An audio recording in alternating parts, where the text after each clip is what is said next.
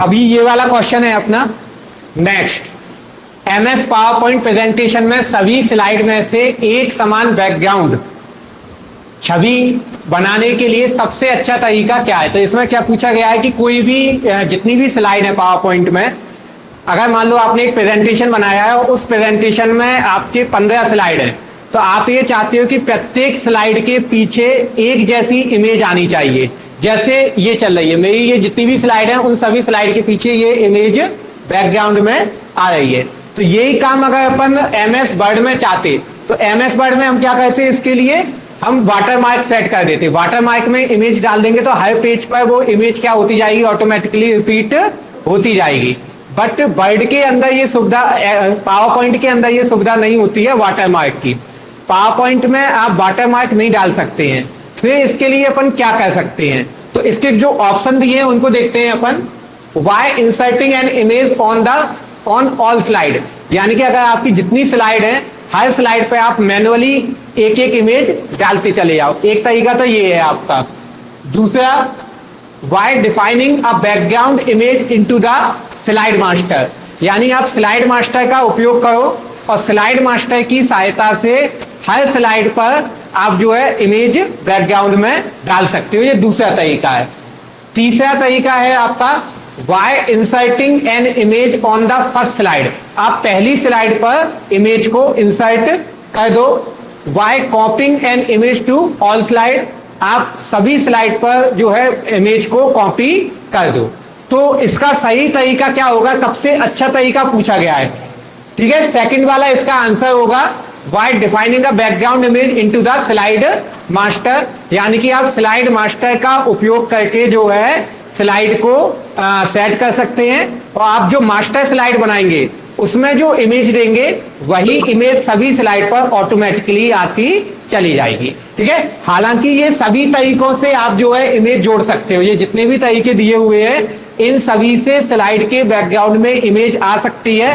But सबसे best तरीका क्या है, सबसे बेस्ट तरीका है स्लाइड मास्टर का उपयोग करना। किसका उपयोग करना, स्लाइड मास्टर का उपयोग करना। तो ये क्वेश्चन समझ में आया, थोड़ा सा आसान क्वेश्चन था, ऐसा कुछ नहीं है इसमें। आगे अपन देखते हैं नेक्स्ट अगला क्वेश्चन। एमएस एक्सेल में उपयोगकर्ता को कार्य पुस्तिकाओं की प्रतियां एक साथ लाने की अनुमति देता है जो अन्य उपयोगकर्ताओं ने स्वतंत्र रूप से तैयार की हैं। क्या मतलब हुआ इसका आपका, एमएस एक्सेल में उपयोगकर्ताओं को यानी कि मल्टीपल यूजर्स को अलग अलग यूजर्स के द्वारा बनाई गई फाइलों को एक साथ जोड़ने की सुविधा देता है। ये इसका कहने का मतलब है, यानी कि कई सारे यूजर ने स्वतंत्र रूप से जो सीट्स बनाई हुई हैं उनको एक ही सीट पर लाने की सुविधा किसके द्वारा मिलती है, एमएस एक्सेल में। क्या फीचर है वो आपका, तो कौन कौन से, कॉपी करना, मर्ज करना, पेस्ट करना और कंपाइलिंग करना। बता इसमें से कौन सा आंसर होगा, कोई बता पाएगा। मर्ज करना, मर्ज करने का मतलब ही क्या होता है, मल्टीपल चीजों को आपस में मिलाना। मर्ज करने का मतलब क्या होता है, कई सारी अलग अलग चीजों को आपस में मिलाने की प्रक्रिया क्या कहलाती है, मर्जिंग कहलाती है। तो मर्ज करना इसका आंसर होगा। कॉपी करना होगा नहीं आपका, पेस्ट करना होगा नहीं, कंपाइलिंग इससे संबंधित है ही नहीं है आपका, एक्सेल से संबंधित नहीं होता है। कंपाइलिंग या कंपाइल जो शब्द है आपका, कंप्यूटर के अंदर कंपाइल शब्द का उपयोग प्रोग्रामिंग के लिए किया जाता है। किसके लिए किया जाता है, आप जो भी प्रोग्राम बनाते हो, किसी भी प्रोग्रामिंग भाषा में आप प्रोग्राम बनाते हो, उस प्रोग्राम को आप कंपाइल करते हो, है ना।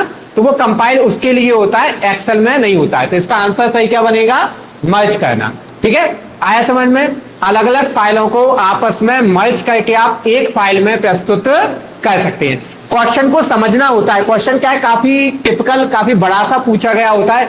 इसी की जगह पर आपका सिंपल सा एक लाइन लिख दी होती कि एक से ज्यादा फाइलों को एक साथ जोड़ने के लिए क्या कमांड होती है, तो हो सकता है आप इसको आसानी से कर पाते।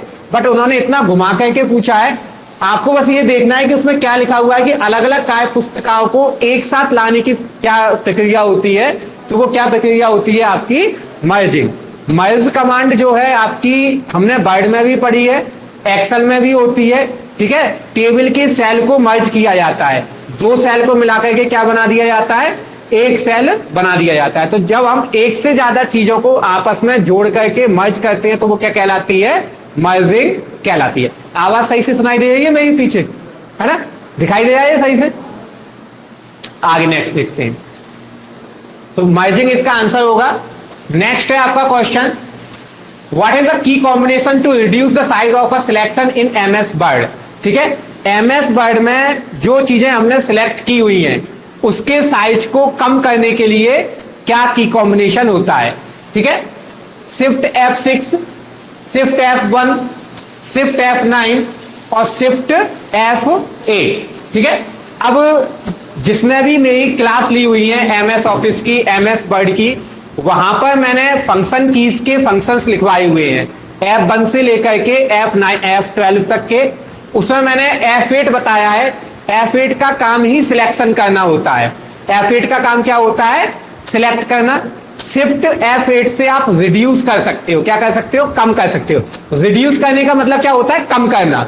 ठीक है, सपोज दैट मैंने इतना सारा सिलेक्ट किया है, अब मुझे एक शब्द कम करना है इसमें से, तो मैं शिफ्ट F8 दबा दूंगा तो एक शब्द कम हो जाएगा, सिलेक्शन उसका कम हो जाएगा।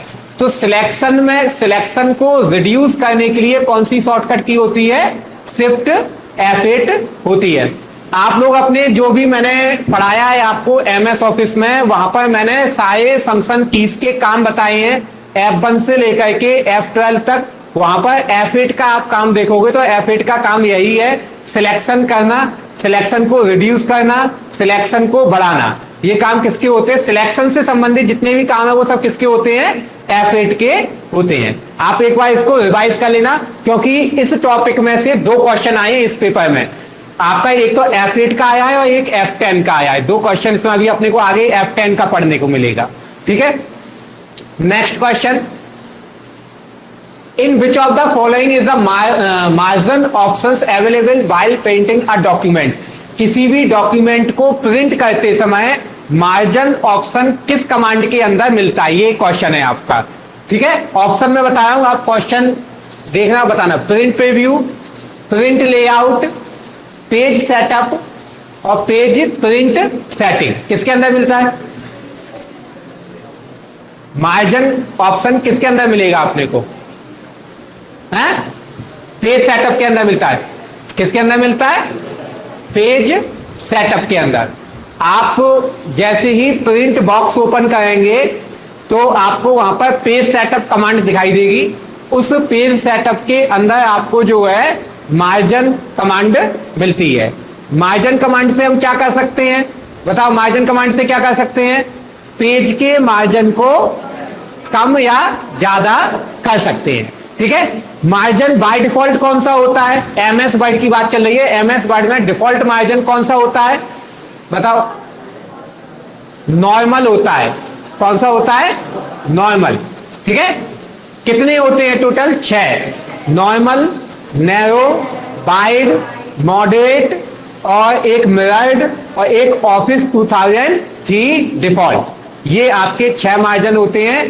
डिफॉल्ट कौन सा होता है? नॉर्मल होता है।